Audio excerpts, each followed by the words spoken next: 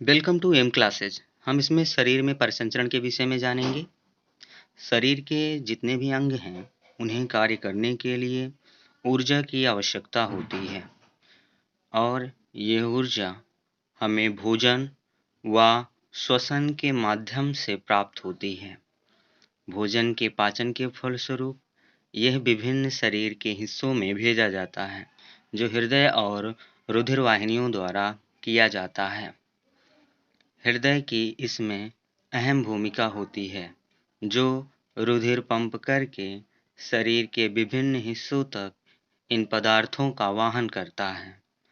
Arteries इसमें एक pump की तरह, एक नली की तरह कार्य करती हैं, जिनमें रुधिर बहता हुआ शरीर के विभिन्न हिस्सों तक जाता है।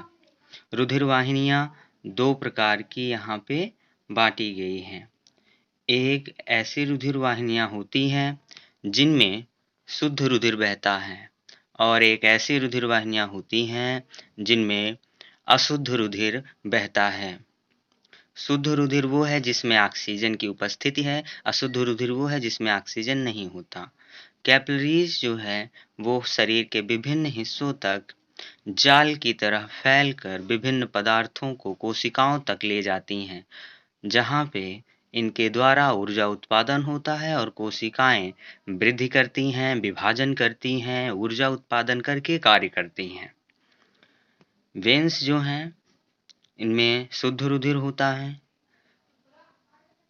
अशुद्ध रुधिर शरीर के अगले हिस्से में। और यहाँ पे अगर इसको बांटा जाए तो ये दो तरह से डिवाइड होती हैं। आर्टरी जो है ये मोटी होती हैं क्योंकि इनमें रुधिर बहुत दबाव के साथ बहता है।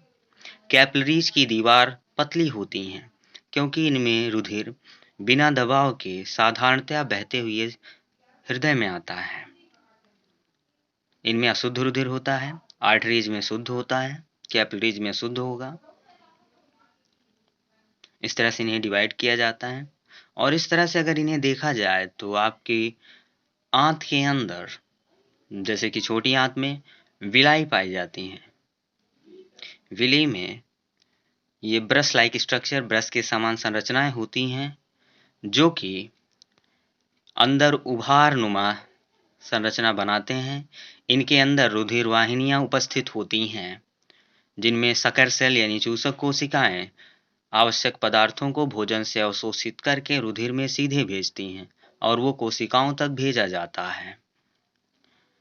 और ठीक इसी प्रकार से हमारे फेफड़ों में भी पाई जाने वाली कोशिकाएं, जिनकी संख्या तकरीबन 3 करोड़ है दोनों फेफड़ों को मिलाकर, ये कोशिकाएं छोटे आकार में अंगूर के गुच्छे जैसी होती हैं और आए हुए वायु से ऑक्सीजन का अवशोषण कर उसे शरीर के विभिन्न हिस्सों में ले जाती हैं। आप इनका आकार देख सकते हैं कि ये अंगूर के गुच्छे के समान दिखाई दे रही हैं।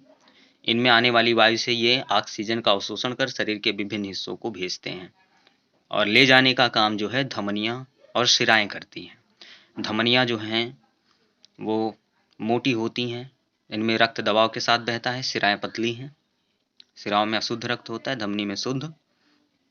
तो इस प्रकार से हमारे शरीर की क्रियाविधि के द्वारा शरीर में नब्ज की भी जांच की जाती है, जो कि प्रति मिनट 72 बार आंकी गई है। ये थोड़ा कम या अधिक हो सकती है, जैसे कि कार्य करते समय हमारे हृदय की धड़कन बढ़ जाती है, हमारी नब्ज भी बढ़ जाती है उस दौरान जब हम कार्य कर रहे होते हैं। तो इस तरह से हमारे शरीर में संपूर्ण परिसंचरण का कार्य संपन्न होता है। धन्यवाद।